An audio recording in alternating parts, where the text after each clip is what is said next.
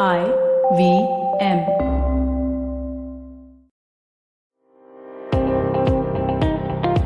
Welcome to All Things Policy, a daily podcast supported by Pragati, a flagship media initiative of the Takshashila Institution. We're a bunch of policy nerds based in Bengaluru, and we like to bring a fresh perspective to Indian affairs and an Indian perspective to global affairs. So grab a cup of coffee, sit back, and join us for today's chat. Hello, this is Megha Pardhi. I'm research analyst at China Studies program at the Takshashila Institution, Bangalore. In today's episode of All Things Policy, we are exploring possibilities of US and India's cooperation in military AI. So AI and big data are currently buzzwords in technology domain. And military applications of these technologies are also being explored in numerous countries, including India. As US and India gradually deepen their cooperation in political, technological, and other areas, cooperation in military AI also holds a lot of potential. To further discuss this topic, today we have Husanjot Chahal with us. Husan is research analyst at the Center for Security and Emerging Technology at Georgetown University's Walsh School of Foreign Service. Before working at CSET, she worked in World Bank's Corporate Security Division, and she has also worked with Prevalent Inc., a cybersecurity risk management firm in Washington, D.C. She has worked in New Delhi-based research organization that includes Manar Parikar Institute of Defense Studies and Analysis, that is also known as IDSA, and Institute of Peace and Conflict Studies, where she has examined various security issues in South Asia. Welcome, Husan. Yeah, thank you so much, Megha. It's great to be here. So, Husan, let's start with you. We would love to know more about your work in CSET. Yeah, so thanks for the great introduction, by the way, Megha. As you mentioned, I'm a research analyst at CSET, which is the Center for Security and Emerging Technology. And CSET is housed within Georgetown University, and it's a data-driven research organization which provides non-partisan analysis on the security impacts of emerging technologies such as AI. And initial focus, like I said, is AI, but we also have some new lines of effort specifically on the biotechnology space, which is gradually kind of expanding. So my research at CSET spans 3 lines of effort. One is all things data and AI. And the second, I study military applications of emerging technologies like AI. And the third is more of a regional focus on tech alliances and diplomacy, specifically in the Asia-Pacific region. Yeah, so I'm excited to chat with you today. Thank you for having me. Yeah, so I think a few months ago, you did a report on mapping India's AI potential. I really love that report, by the way. Can you tell us more about findings of your report? Yeah, thanks for that, Megha. So sure. So like this report, Mapping India's AI Potential. So in this report, we looked to study India's AI ecosystem holistically. Our research was drawn from a variety of original data sets that we have here at CSET, and as well as other primary source data. And what we did was we evaluated India's potential for AI by examining its progress across 5 categories of indicators which are pertinent to AI development. And these include talent, or basically the human capital side of things, then research, then the third is patents or intellectual property side of things. And then the fourth is compute, or like the hardware and the computing power needed to power AI development. And the fifth is companies and investment, which is a lot more on the private sector side of things. So we looked at a lot of metrics and evaluated the data. And I mean, I'm happy to jump into any of these if it's of interest, but yeah, like that's how we approached where India stands in the AI domain. That's great, actually, because since in many countries are looking towards India now that we have generated a lot of, we have created a space in technology domain also, and we are also exploring. I mean, there are a few examples of India also exploring military applications of AI. India has a Defense Artificial Intelligence Council, which is led by our defense minister. India also has Defense AI Project Agency, which has been earmarked around 100 crore rupees annually. And there are several projects being done by Indian Army and Navy. In fact, Navy also has this AI core group. Then again, we have a few labs under DRDO. There are few projects done with border security force to basically develop an integrated border management system, which aims to deploy AI and image processing to detect intruders. There are a range of applications actually, and there's also an upcoming private sector, starter-driven efforts in AI and ML. So these are some things I know actually, but can you also shed a light on what else India is doing, what might generate some interest? Yeah, sure. So, I think you captured some of the interesting projects that are already existing. And I'll begin by saying that there's actually a lot of interest in AI in the Indian defense institutions, and that there's a lot that has been happening in small and big ways in like different, you can say, segments of the defense like organization space broadly, like within the MOD. And each services, for example, each of them have their own strategies to begin with. But what I think will be probably more helpful here would be if I give you a brief overview of what are really the bigger things that are happening on ground that we know of. And so things that, first off, I'll say that we know in Feb of 2018, the Indian Ministry of Defense constituted a multi-stakeholder task force on the strategic implementation of AI for national security and defense. And this task force submitted its report to the Ministry of Defense. And based on that, the MOD issued an order that undertook 3 important steps. And I think you've already highlighted like some aspects there. I think it's important to understand the Indian defense thinking through what exactly they prioritize. So the first is what they did was it said that we'll allocate 100 crores or about like 10 to 13 million dollars to the Ministry of Defense each year for the next 5 years for the implementation of the recommendations that are given by this task force. And this includes setting up AI-related infrastructure, cleaning and preparing AI-ready data, which is actually a really important aspect, and then capacity building and so on. The second thing they did was they said that we'll establish defense training institutes and centers in order to provide AI training to defense personnel, which is also quite very interesting. And the third is, which you've touched upon, is I think it was a very important step to establish 2 separate councils to supervise the implementation and integration of AI. One is the Defense Artificial Intelligence Council, which I actually like to call DAIC because of the US Joint Artificial Intelligence Center, which is called JAIC. So yeah, and the second was the Defense AI Project Agency, or I'd like to call it DIPA. So yeah, it's interesting to see like in the way they were constituted, just to kind of see the Indian thinking here. So in that sense, like DAIC kind of provides overall guidance and support for projects involving cutting edge technologies. It's headed by basically the defense minister, the 3 service chiefs, defense secretary, and also eminent representative from industry and academia. This council kind of meets twice in a year to provide strategic direction, and specifically on questions such as like things that they mentioned include data sharing, enabling partners in the industry, and then also kind of reviewing ethical, safe, and privacy assured usage of AI.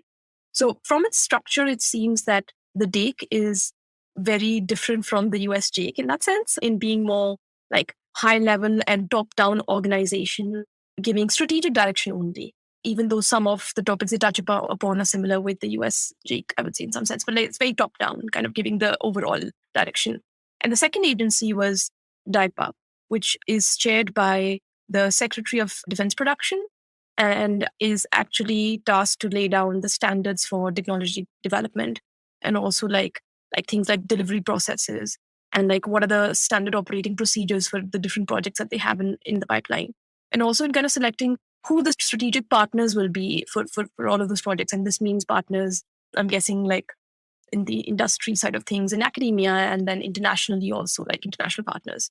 So in that sense, I'd say that DIPA, it looks like, is a lot more involved in the implementation side of things and going into the reads of it. So yes, as of now, it looks like there's little visibility on exactly what these 2 specific bodies are doing. And my guess is that there are several like defense establishments, like you mentioned, from Navy, Air Force, DRDO, and like Border Security Force and so on, that are kind of already doing things on their own. Like they're looking to shorten the sensor to shooter loop, the AI-powered surveillance and reconnaissance and other systems. But it's still early days yet, honestly. In addition to some of the projects that you mentioned, a few things that come to mind are DRDO's Center for Artificial Intelligence and Robotics, which is kind of has like a big group of like scientists working on AI robotics and control system. And they've kind of produced a lot of interesting stuff, including miniature man-portable unmanned ground vehicle, can be used in low-intensity conflicts. Then also like a wall-climbing, flapping-wing robot is another thing. And then there's a walking robot for logistics support. So that's the DRDO side of things. In the Indian Army, interestingly, we have heard this just last year during Army Day, demonstrated a swarm attack using 75 drones on multiple stationary targets, and which attracted a lot of attention in that sense. And although I should say that there's less visibility on the degree of autonomy with which these drones were operating, because that's such an important aspect of like drone swarm, but because it really appeared to be centrally controlled or at least pre-programmed of sorts. And yes, so many like different parts of the institutions in that sense. But I just thought like this overview perhaps could be helpful. This is wonderful, actually. And that also reminds me that I think somewhere around December last year, in 2021, there was a news that Indian Army also established a Center for Excellence, I think, in quantum computing and artificial intelligence in Madhya Pradesh. Oh, and I did hear about the swarm demonstration, and I was actually very excited when I had read about that, because as I track China's developments and their military discourse related to AI and emerging technologies, and I keep reading about a lot of fantastic stuff, and then I used to wonder, what the hell is India doing?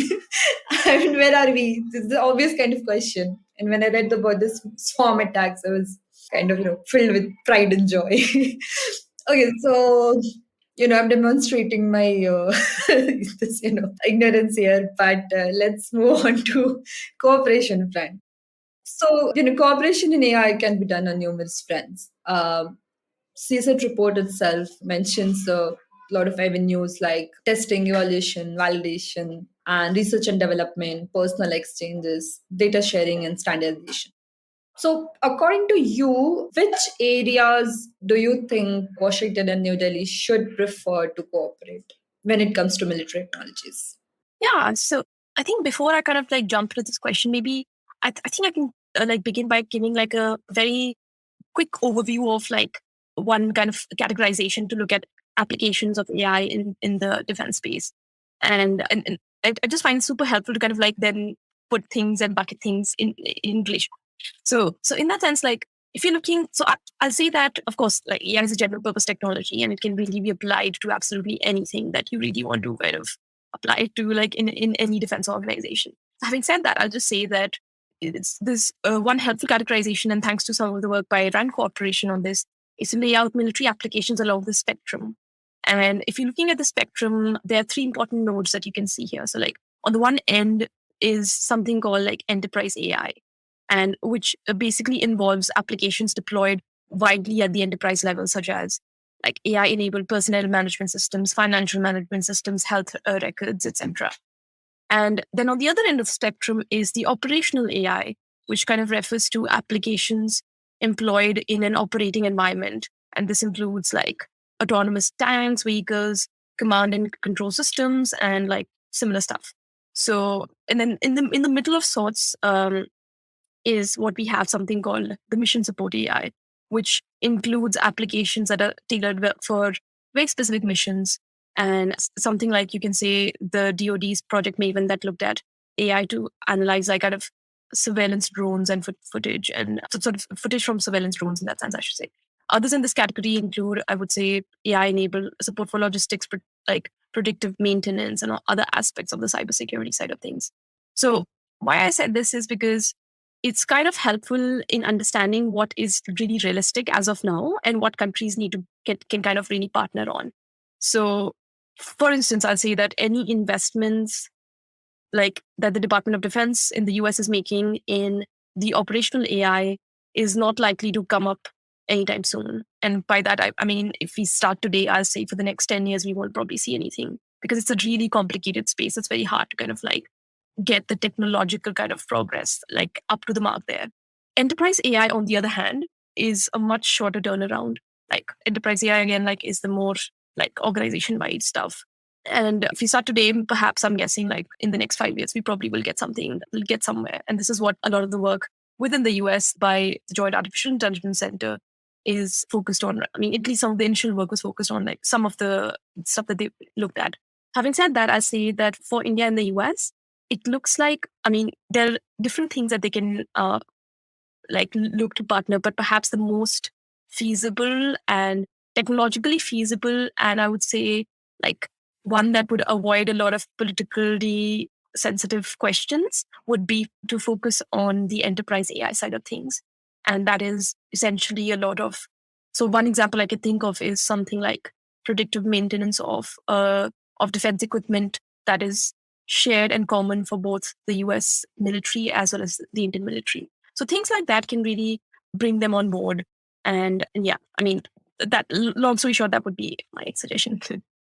That's great, actually, and thanks for clarifying a little bit on different, segments of AI applications where there is research going on. So, on this note, we'll take a small break and we'll be back soon. Hey, it's been another great week on the IVN Podcast Network. On Storytellers and Storytellers, Vineet talks to Aparna aka Rogstream and Kangana aka Mystic Ignite, two of India's most popular gaming streamers who are taking over the internet. The conversation takes us through their growth journeys as female gamers and how they overcame trolling. On Smarter with Sid talks about the new Netflix documentary on Kanye West, Genius. Sid also talks about the hustle that Kanye went through and tells us about 3 things that we can learn from him. On the Musafir Stories podcast, we have a returning guest, Anirudh Kanisetti. He discusses Elora and his debut book, Lords of the Deccan. Congratulations so much to Anirudh. Anirudh's been a podcaster with us for numerous years. We're so happy for him. This is a great book. You should definitely check it out. Do check out Anirudh's show as well, Echoes of India, and he's done another show called Yuddha. And on Cock and Bull, Cyrus is joined by comedians Naveen Narona and Shreyas Manohar. They discuss the new Commissioner of Mumbai and his announcements. They talk about the new rules for passport verification and how China has announced a lockdown again. Do follow us on social media. We're IVM Podcast on Twitter, Facebook, Instagram, and LinkedIn. And remember, if you're enjoying this show or any of our other shows for that matter, please do tell a friend. Also, don't forget to rate us on any platform that you might be listening to us. You can also check us out on YouTube. We have a webpage, ivmpodcast.com/YouTube, where a list of all our channels are. And finally, we'd like to thank our sponsors this week, SBI Life Insurance, Bank of Baroda, India Water Portal, and Max Life Insurance. Thank you so much for making this possible.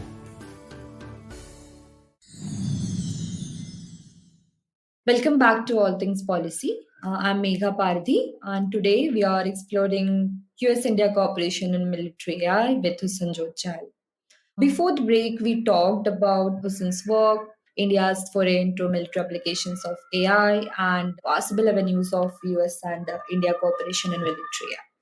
So, since now India and US are already thinking on cooperating in AI and critical emerging technologies under Quad framework, but those are like civilian kind of civilian natured agreements, not an agreements, but cooperation initiatives. So, do we have any existing mechanism under which US and India can work on military applications, or do we need such frameworks? Yeah, that's a great question, Megha.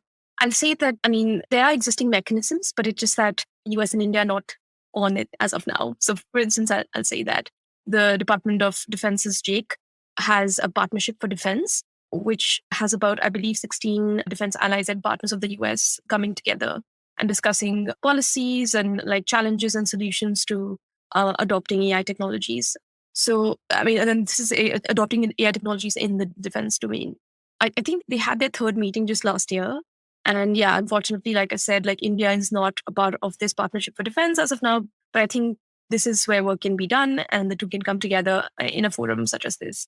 And apart from this, of course, there are other non-defense related but important AI initiatives like the Global Partnership on Artificial Intelligence, or GPA, of which both India and the US are founding members. And GPA in that sense kind of does not look at defense in particular, but aims to bring and like-minded partners together and bridge this gap between theory and practice and address some key issues among partners in order to build more responsible and trustworthy AI. And apart from this, and like you mentioned, we also have stuff not in a bilateral, but more like a multilateral framework, which is the Critical and Emerging Technology Working Group that both US and India are part of as part of the Quad Security Dialogue, along with Japan and Australia. So these are some of the forums that I'll mention. Yeah, I also read in one of the reports by CSET itself that I think there are 2 more agreements or I'm not sure if they're agreements or initiatives. Like one of them is the Reciprocal Defense Procurement and Acquisition MOU, and another is International Test and Evaluation Initiative under DoD, which also can enable cooperation in military AI. And I think India is also not part of those agreements also. So yeah, maybe again, I'm not sure on the political angles of or political implications of those agreements, but if we decide to go forward, I think those avenues should also be explored. Yeah, certainly. Yeah, according to you, I mean, yeah, we see that there are possibilities, but then we are not part of this ecosystem as much as we'd like to be. So what difficulties do you think are there in collaborating in military in general, or maybe in specific to India? Yeah, so I mean, there are several challenges that I could think of. One challenge that I can say overall for India and the US, and this is not specific to India, but like just generally, I'd say is just the scarcity of formal agreements or multinational institutions to facilitate science and technology collaboration between the two sides, between, I would say, US and its Indo-Pacific allies more generally. I mean, US has several arrangements with its European allies, and understandably so because of the presence of NATO. But there isn't much in the military domain and on the technology side of things between the US and any of its Indo-Pacific allies, and not India. And another challenge I'd say is it pertains to more generally, like I would say, like just public concerns surrounding the militarization of AI. And the moment you hear military and the AI, one kind of like automatically brings to mind killer robots. And there's a lot of like negative attention that gets drawn to it by countries, by academics and activists. So, I mean, individually, countries are not able to undertake initiatives on AI in the military, like let alone like on a bilateral level, it'll be a lot more controversial. And yeah, and I'd say like something more specific to India and the US, if I have to say as challenges, I'd say that there's probably the most important issue going ahead for India and US on technology collaboration in the defense and just general defense collaboration also is just like the issues pertaining to interoperability. I mean, if India and the US establishments decide to partner tomorrow, they'll see that like a big part of their fleet and defense equipment is just so different. I mean, this means that among other things, they've all been storing data very differently, and this lack of understanding and so many other issues that come along, and which kind of will make it a lot more challenging to, for instance, like clean or organize the data or make it AI ready for training algorithms. And finally, I'll just say that of all these issues, if perhaps like this issue with one of the most important issues specifically on the AI side of things between India and the US in their partnership will be also with regard to the data side of things. And that is like India is becoming increasingly assertive when it comes to digital sovereignty and control over its data. And this is kind of only like to further increase the technical challenges that are involved in AI collaboration. And that's something I'll say. But apart from this, actually, if I have to kind of look at other issues that like just general issues of integrating AI into systems, I mean, I'd actually quickly just take 2 minutes to highlight this important aspect. It's just that the simple idea that technology gap is smaller as of now, if you have to look at the general state of like applying AI to military.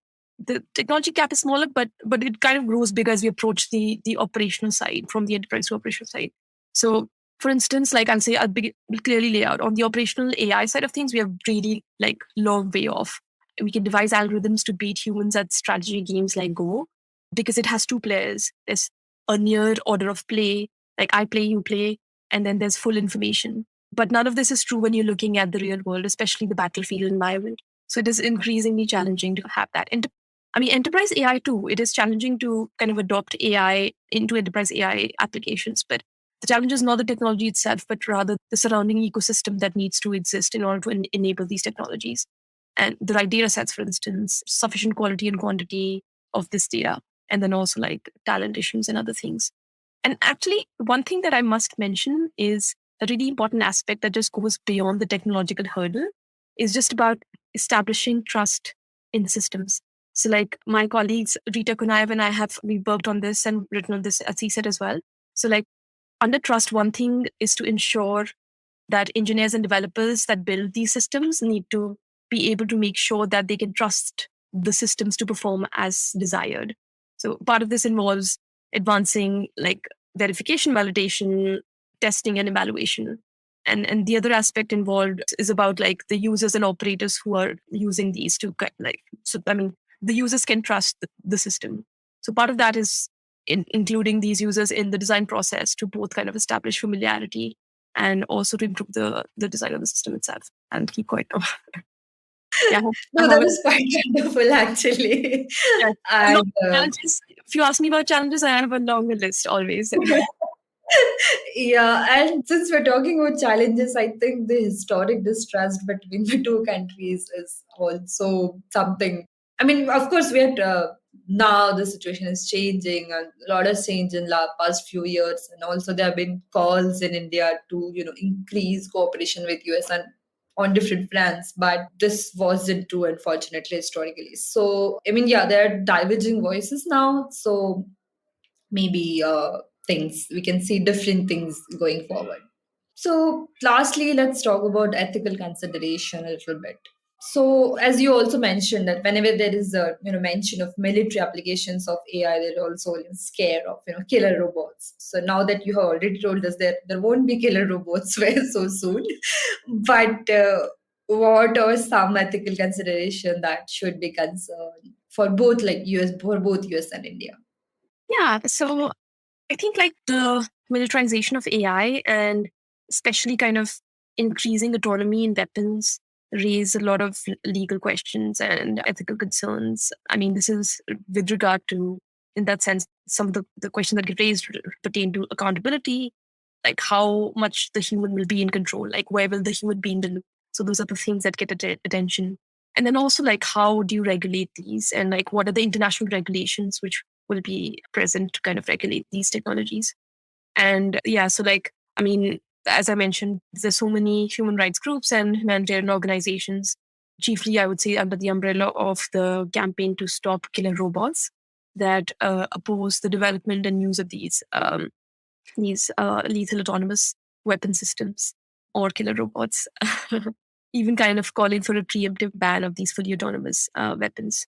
So yeah, I mean, firstly, I'll just say, like, I mean, I mentioned earlier as well, we're actually far away from developing any of these technologies in the operational AI space, and which is what actually like is the problem that a lot of these activists raise is like technology that can be used in the battlefield. I mean, used for like, let's say, on the battlefield to kill in that sense. We're really far away from developing those. And I'm not saying that we shouldn't be worried about it, because I can assure you, like, one thing I have seen consistently is the aspect about like within the US military as well as the Indian defense thinking is like, and we can see that whether you look at the Department of Defense's AI strategy or you like examine the task force recommendations that I was discussing earlier. There is a focus on developing responsible, safe, and ethical AI. So that is a consideration for these organizations. So it's not that they are ready to let loose a swarm of drones to go out and kill people like in a fully autonomous way. I think that's still yet to happen. But and in fact, like I'd say that so most of what is actually being done. I mean, if I have to mention in terms of what is happening in the US, a lot of the focus is so in terms of what the JK is doing includes things like they have several initiatives. One of them is something called Warfighter Health, which is applying health data to find breakthroughs in curing diseases and decreasing healthcare costs in the US military. Then the second is about business process transformation, which is about using AI to transform the Department of Defense's business processes in order to kind of increase productivity and reduce the costs. And another thing is about like joint logistics is one of their missions, which is improving fleet readiness and through AI like driven diagnostics and like also providing training to the personnel and also supply chain optimization. That's such an important aspect, like in general for any defense organization. So things like these have been the focus. And so yeah, keeping that in mind, I'll say like, of course, it needs to be a big check on what is getting developed by most militaries but I feel like there is a sufficient kind of a focus in many strategies that is already existing at the top level within each of the governments because it's such, and I mean, when I say that, I can definitely say that for India and the US and maybe a few other countries. But yeah, and I know that there's more work that has been done on a multilateral level to make sure that happens. And I think AI in the military, in that sense, can really save cost and increase efficiency in the defense organization. And that's what most institutions are and most governments and like defense organizations are focused on. Yeah. So yeah, one of the concerns which I was thinking was about data privacy, because for example, if your two countries are cooperating on research and testing of data or some algorithms, so they'll probably have to share data. And given that countries are more concerned about how their data is being handled, and as you also mentioned, India is also kind of being concerned about data localization and that kind of things. So maybe we'll also have to figure out a way around that, so that we can that doesn't get into way of actually cooperating and developing things together. Yeah, actually, to that, I'll say there's already some work that has been done on this front, and that is getting proposed increasingly more. And that's a lot in techniques such as privacy-preserving machine learning technologies. So what these techniques do is it allows you to kind of share your data, but without disclosing the sensitive aspects of it. Or there are different kinds of privacy-preserving techniques, and this includes homomorphic encryption, federated learning, and a few others, which a lot of my colleagues at CSET actually will also be able to speak a lot more to. So in that sense, I think in terms of the challenges of it's not like a dead end there that India and the US want to collaborate, but they cannot because they can't share data. There still is a lot of work, in, let's say, federated learning that's being done to kind of make sure that challenge doesn't come in the way. I would say even concerns about privacy in general for the society at large about their personal data getting used for training algorithms by government organizations.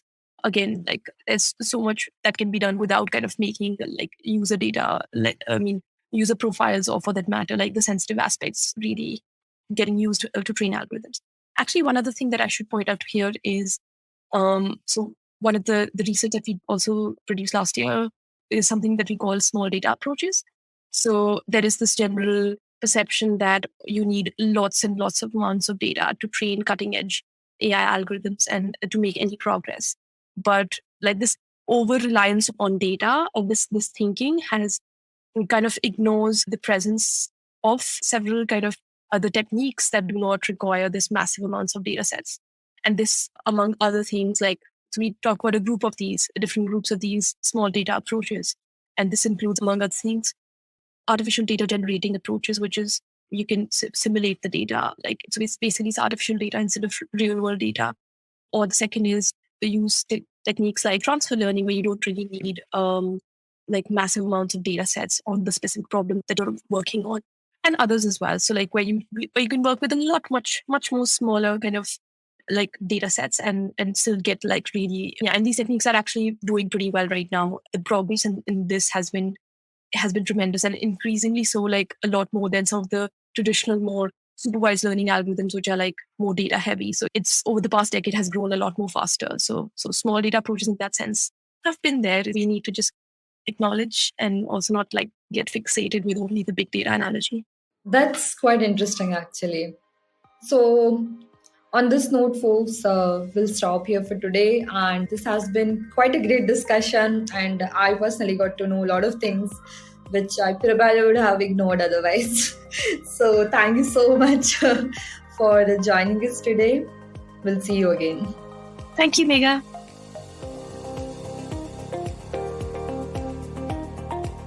If you liked our show, don't forget to check out other interesting podcasts on the IVM network. You can tune into them on the IVM Podcast app, ivmpodcast.com, or wherever you listen to your podcasts. You can also follow IVM on social media. The handle is @IVM Podcasts on Twitter, Facebook, and Instagram. And hey, if you'd like to dive into Takshashila's research on technology, strategy, and economic affairs, check us out at our Twitter handle @Takshashila INST or our website takshashila.org.in.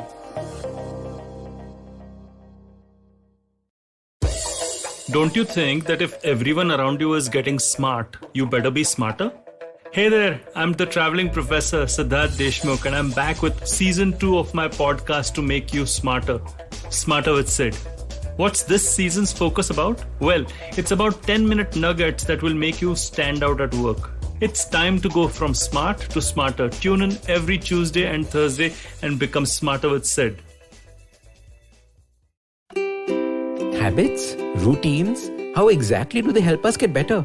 Well, to simplify it for you, tune in to the Habit Coach podcast. I am Ashton Doctor and I'm going to be here to help you get better daily with some simple, easy to do habits that you can easily adapt to your life. So tune in to the Habit Coach podcast from Monday to Friday because I believe that awesome lives start with awesome habits.